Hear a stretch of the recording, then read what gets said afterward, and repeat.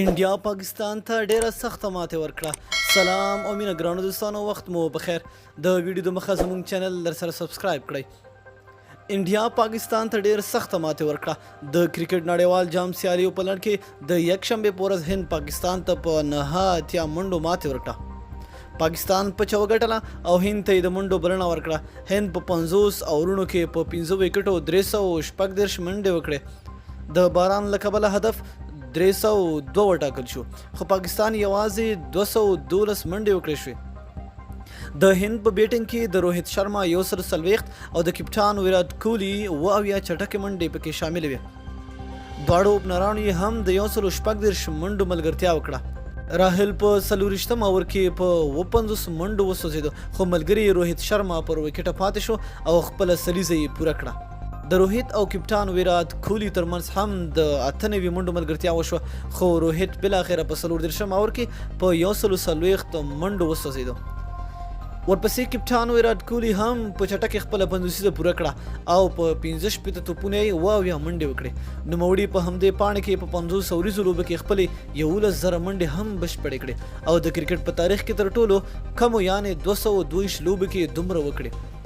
پانډیا هم په 19 توپونو 26 چټکې منډې جوړې کړې او په وروستیو اورونو کې د پاکستان توپ اچوونکي تر سخت فشار لاندې راوستل.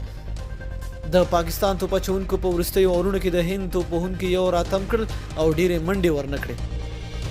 پاکستان خپله لومړۍ وکټه وبایلله او امام الحق یوازې په 7 منډو وسوځېد، خو فخر زمان له بابر اعظم سره پر وکټه ودرېد او د دواړو ترمنځ د 104 منډو ملګرتیا هم وشوه. بابر اعظم بالاخره په 40 اوور کې د کلدیپ په توپ په 48 منډو وسوځېد. په 26 اوور کې فخر زمان هم په یو خراب شاټ خپله وکټه ګلدیپ ته وبایلله او په دې توګه د پاکستان توپ وهونکي یو ځل بیا تر فشار لاندې راغلل. ښایي همدا فشار و چې په 20 اوور کې محمد حفیظ هم یوازې په 9 منډو د پانډیا په توپ وسوځېد. پر ځای شعیب ملک راووت، خو په لومړی توپ کلین بولډ شو او هند یو ځل بیا په لوبه کې برلاسه شو.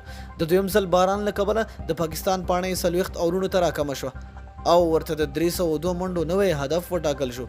خو پاکستان په دې 40 اورونو کې په 6 وکټو یوازې 212 منډې وکړې شوې او په دې توګه هند دا لوبه په 89 منډو وګټله. روهیت شرما د خپلو 140 منډو له کبله د لوبې غوره لوبغاړی ونومل شو. خو مهم ټکی دا دی چې لا پاکستان هیڅکله نه دی توانېدلی چې د نړیوال جام په سیالیو کې هند ته ماتې ورکړي. مننه چې ویډیو مو راسره تر پایه وکتله. د لا نورو ښکلو معلوماتو لپاره